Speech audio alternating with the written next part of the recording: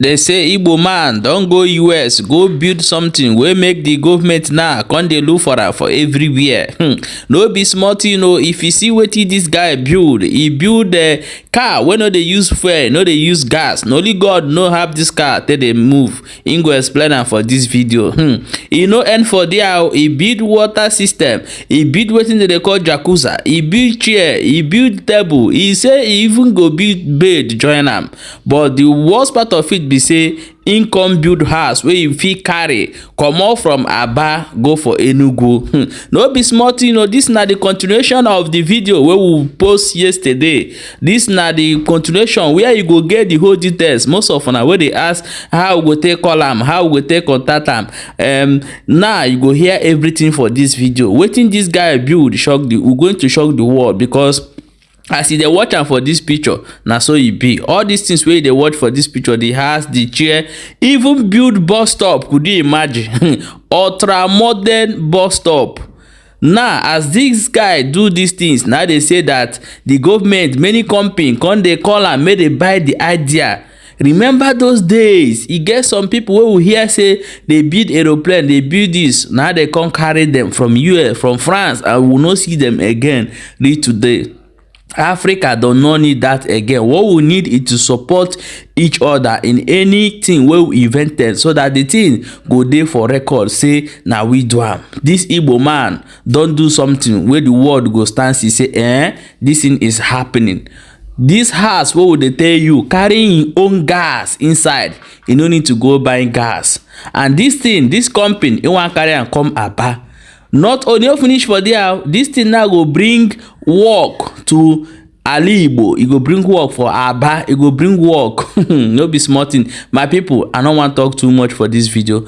I want you to watch this video from beginning to end before you start asking questions. Everything inside for this. And once you watch them, share the video. Very, very important. No keep this kind of video. Just share them.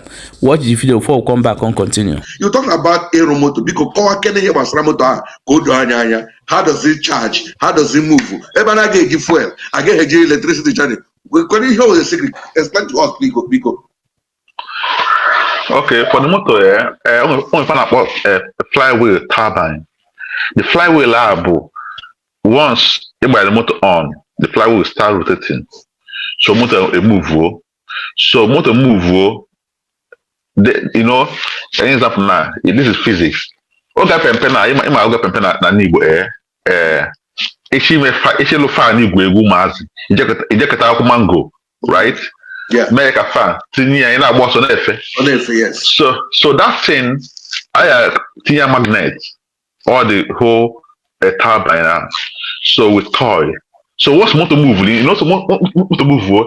You see, the motor start hitting air, like hitting air.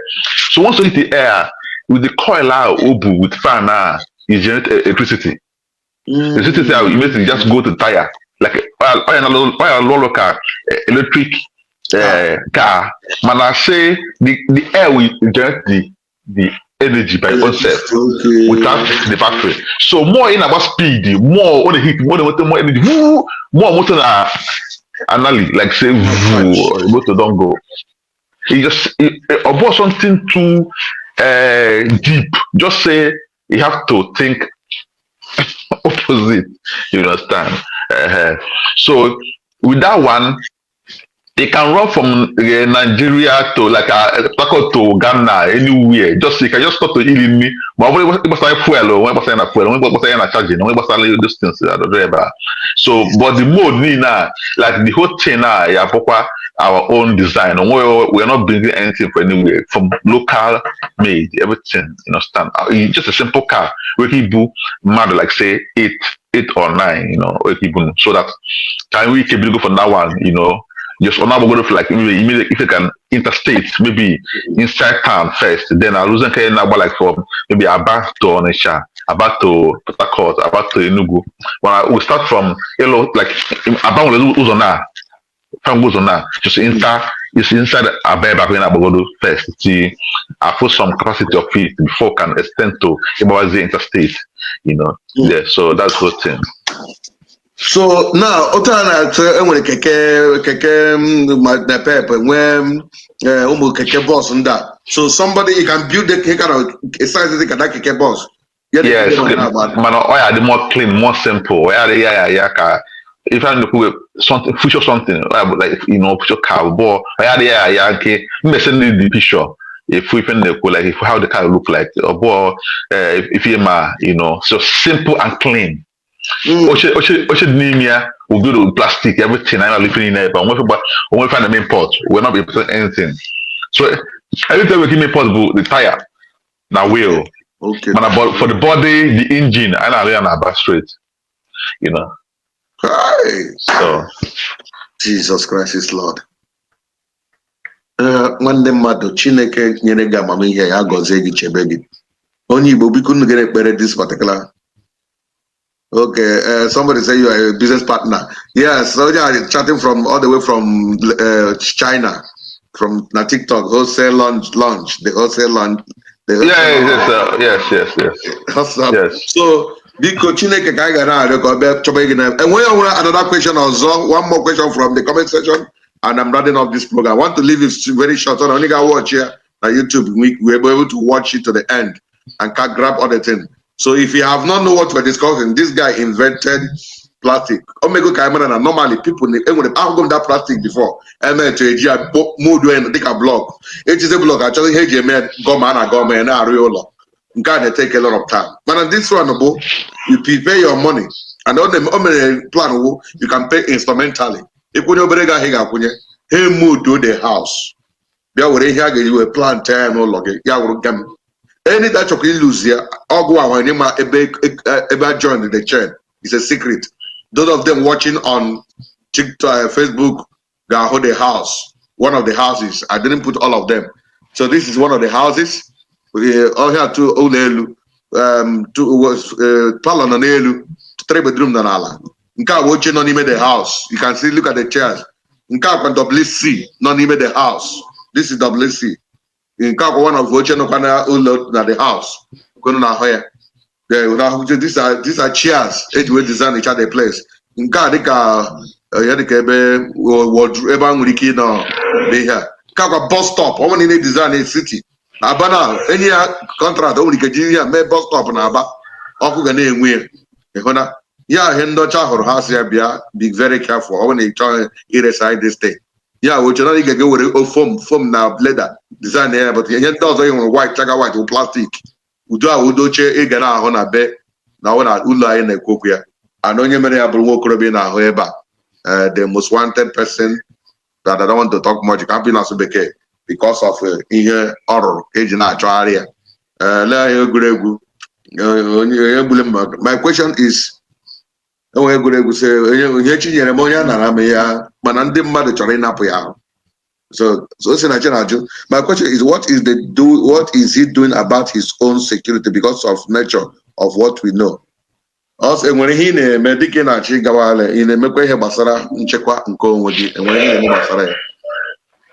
The whole thing for that one, if you didn't say maybe not normal with the company, anything or I'm a boss. My year class, normal staff, whatever. So it's just interested to talk about Abuja. So no bomb on yeah, that's what thing. Okay, so I'm go talk issue where has own where people. That's why we talk on web partners. The partner because on your office here. One you guys know with this brain behind the whole thing. Yes. You have a machine jar. You guys start the machine park here. You just then narrow. You go office over the gas like when you went play. Or that be money waga. You know say you on a position like narrow team now. One of my own department engineer so person on care and they need him to go association and car. He might have how to allow water play. We might have how to change engineer you are good to go. So that is the truth of the matter. So I'm not let us encourage this our brother. Share this video. Let it go have school fees. All you need to do is waterproof. Yes. To try plastic and then adachi. Get it for us. We know how to come and get it. All over Alibo. Go Agawa Delta. I be there from Aba, Arawasa, different places. I can go distributing center all over the world, Nigeria. and by so doing, innocent in lose on care. And when a name for this particular the brand of your car, your building, do you have any name for it or amateur? You will unleash it at the right time. Okay. If the name is just the guard. Yes, that's GAD. God. That's never where. So Okay. I'm a Christian anyway, so it came from Bible. So Okay. so in short, actually, after go. Just God Pro, God One, God Two, God. That's all I want. Na nke a wee ịgwa Dangote shut up, we don't need the cement anymore. Mana ndị Igbo ihe a mee mistake ga viral. Ndị Igbo nwere ike ịrụ ụlọ without cement. My dear brother, Dangote ọ ga-ayọwa ayịyọ. Ihe a na-eme the most richest man in the whole world. Ya anyụ ọkụ ọkụ. Ịma ihe a na-akọ this man, yes, go ahead. Yeah, and again, target time for one bus to Lagos so that can they he can't threat us again with Yakutu one again. He can only lose your land, but it will not pay you anymore. That's not too noisy. You understand? Like if I'm in Lagos now, small thing they want to build house, small thing they want to build house. That will be whole story. It will be whole story. So he also one of the things that motivated you to go. Yes, yes. You understand? Because God created me to be a problem solver. Like say, I always think how to solve problem. That's how, yes. So that's one of the things where got that level.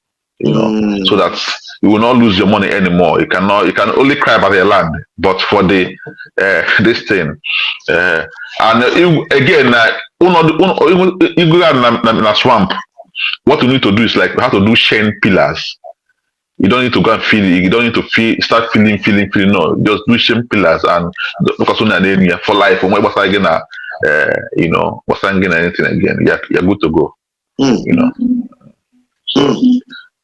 So I never feel with 100 million, 200 million. You need those things. You can just feel people to say like your compound, but even on the lane here. Let's ndị Igbo kwụsị na azụzụ ala na ozugbo ka before I go to Lagos. I'm happy that this same factory are gonna be. Ka anyị nweta ala banyị, ala banyị nwanze mma. Ndị a chọrọ na ebi anya gwa ego eji bugara ya dị. Yes. Oh, Chineke ga-protect gị. This vision never go down. And when a young man manufacture one app maka ihe transfer ego during back, ndị Igbo will always come up whenever the matter matters. Yes, that one. Only Igbo, yeah, got another way to get that in. Yes. This economic problem now, back then on your money, you use his brain and come up with something very powerful, innovative. So I really thank God for you. We are going to work with you. So anybody who feels he is interested, let us partner with him. Feel free to chat me up. Let's head it to Alibo. We must develop Alibo. I don't know also want a question on that, but you want to call in to join through TikTok to talk.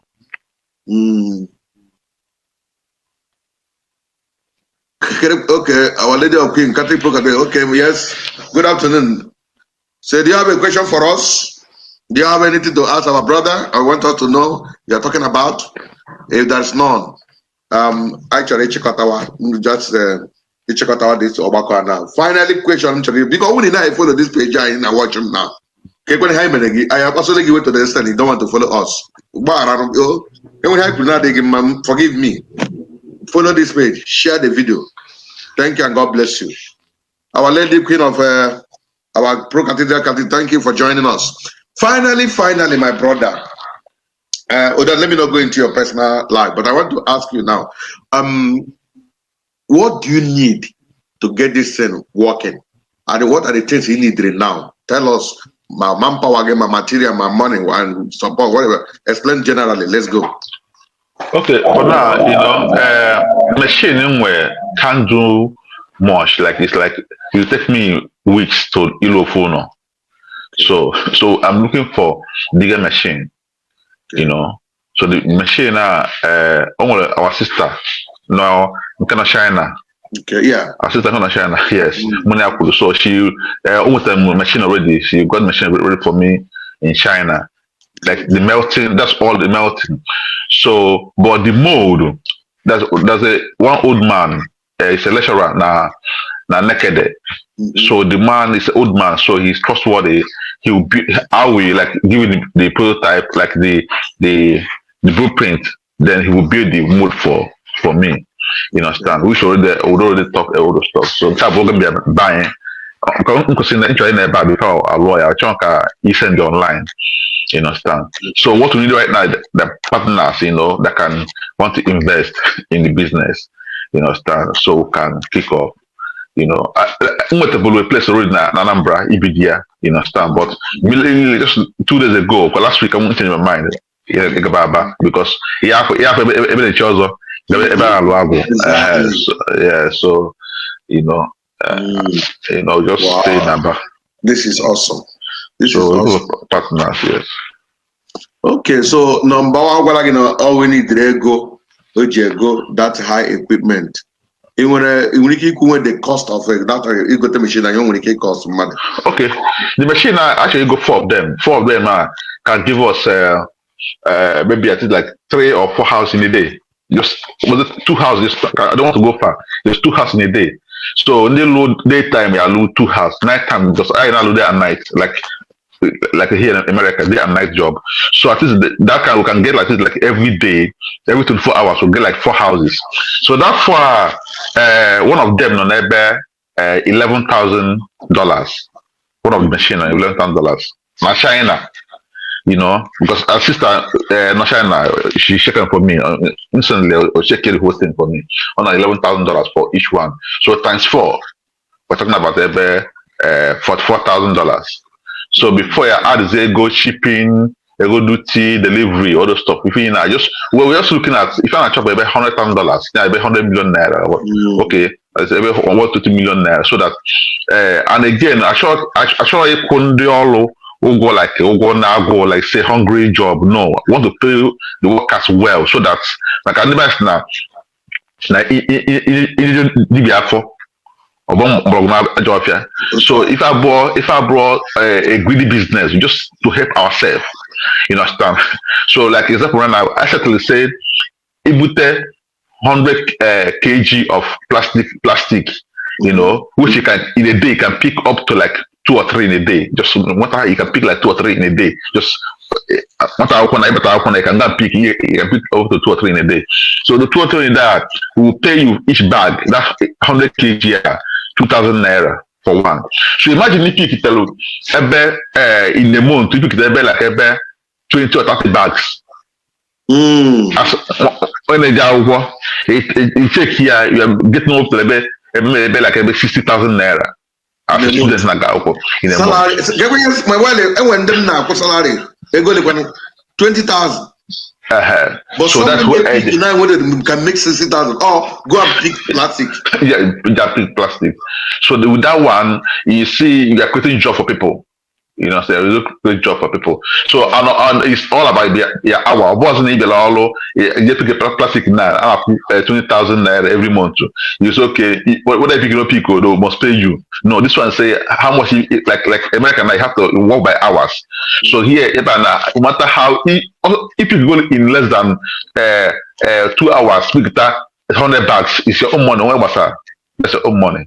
You understand? So that's the whole idea. So that people will be ginger to work more. My name was anyway fixed pricing. What I call it fixed payment, but then I'll need a factory. So that one for them, anywhere big sales, maybe don't want to go loan like say bunch house, like maybe when supply, that one will give a bonus for that one. But for the normal day job, you understand, we must pay you some amount of money every month. But and was there demand will increase the pay. So that's all about it. Boy, and again, we will teach people how to do it so that we can start opening branches all over. Maybe branches maybe na Ebonyi State, maybe branch na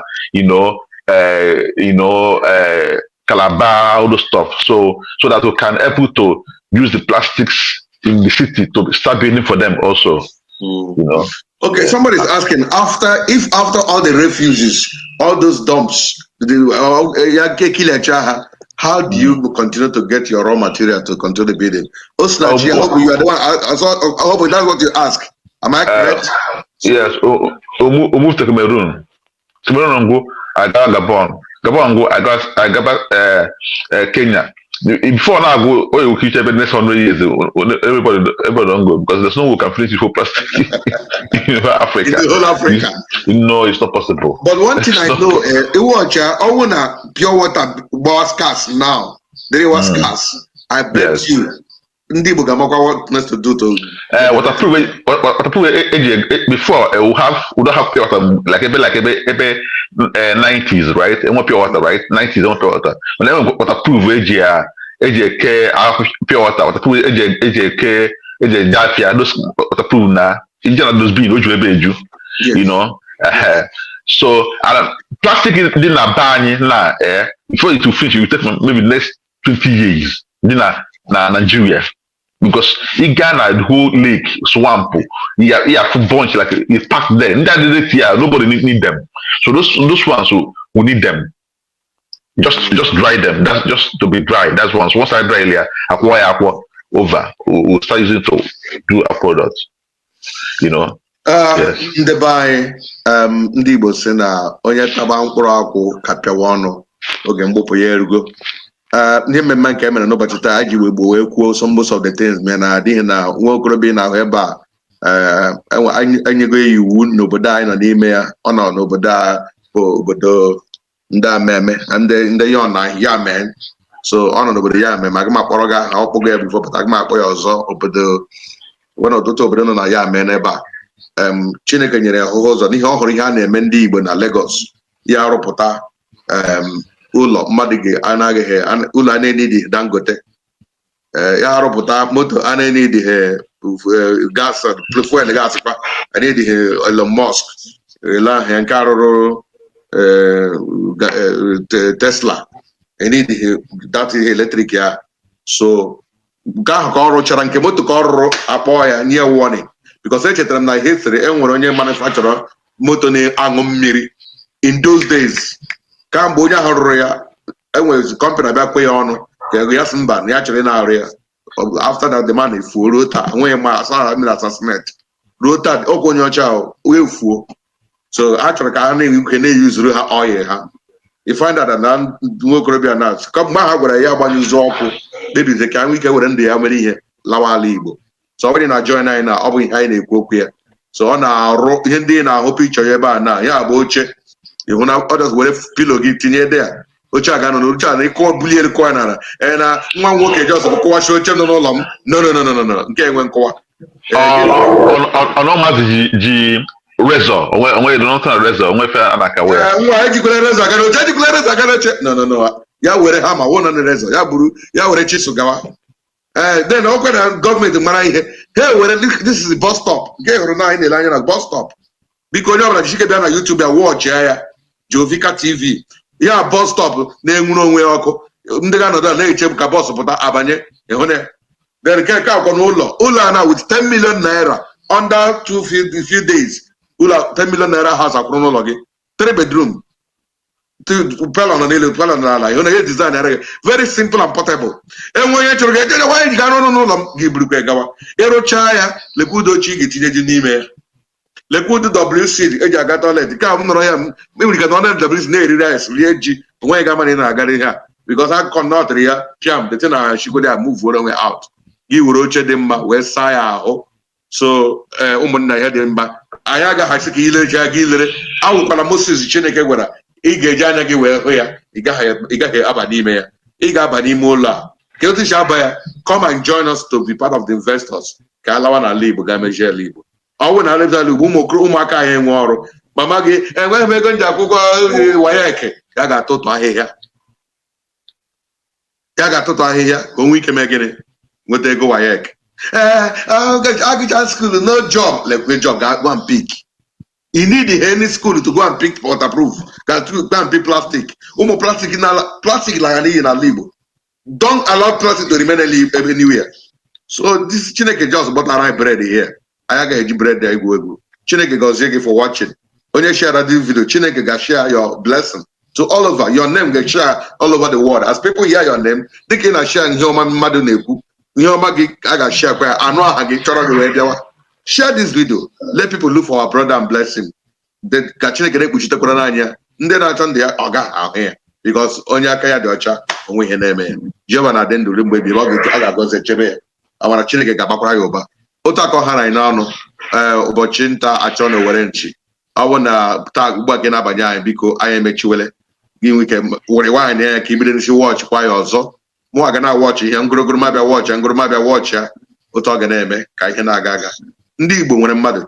O doro m anya na Chineke gọziri ndị Igbo to the point the first professor of history ọ onye Igbo and not from Anambra.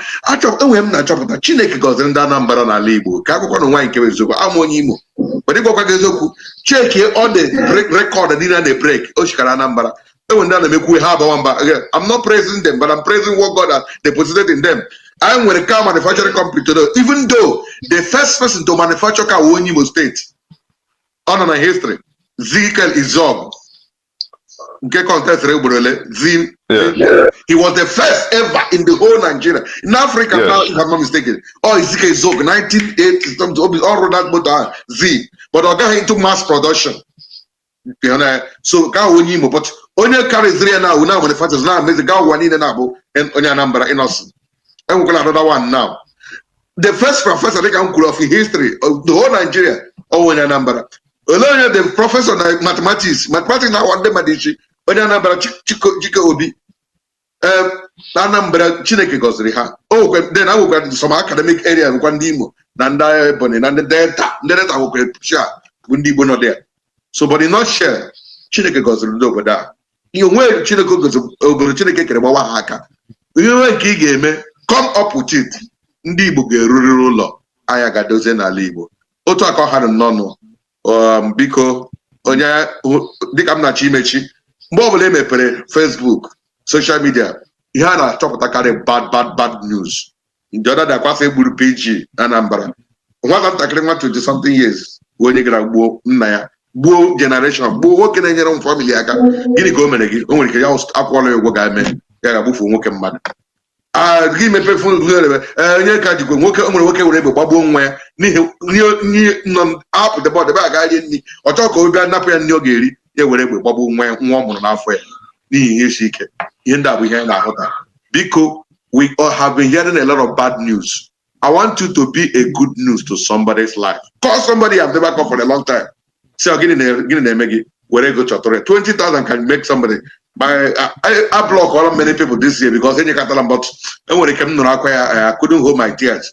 May we manage a struggle on 20,000 to stop here. Because I'm not saying this if a chat me say I need help, my help woman, because more I need to help. Help God man but be a blessing to somebody's life. Help, give a happy hand and God will bless you. Finally, IgboMan okwu ikpeazụ gị na okwu ikpeazụ bụ sị na ọnwa onye nwere onye ka ịsọpọtụ bikonu ka emee na ịkapụta na pụta ife na be anyị ka nwere ike nweta ọrụ na be anyị wee hepụ ụmụazị na-abịa abịa bikos ife ka njọ na-abụ sị na ịgaba anyị na ụmụazị niile na-aka akọ Sh0cked asị ya you understand.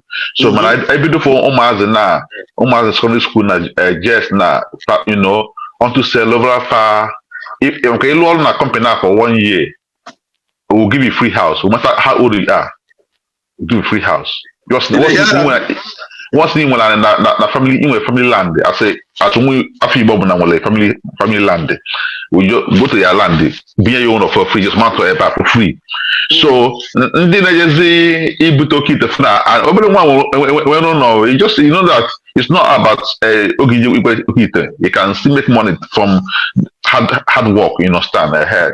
So after once you do 18 years you can start, you know, you can continue working for us and you know and live your life anyway because all I know that back in the days now Aba was center of business now the whole Africa and right now I want to take over the thing again So I want to partake on the whole thing.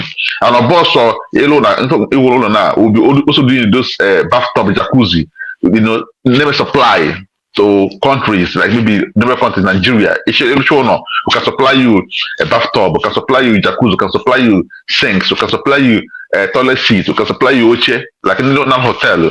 We can supply you bed. If I find a little bed, just send them that one. I see use them do bed. You can only buy foam and a bed. We can I here. So if you have just to help an Igbo or them like I wall na bang, quit something and the not just actually in yaka. Kain wa bunde polapo, but if it doesn't with the bang. Thank you very, very much. God bless everybody. My people, too much talk no dey for this thing. As you don hear am, na all this thing wey we dey talk, wetin be the thing wey go take do am? Na common pure water and plastic. So a time don come wey you go buy big bag wey you go dey serve your plastic so that when this time come, you go carry am go sell instead of dey throw am around your compound. My people, share this video, e get why, and we go see you for the next update as e dey hot.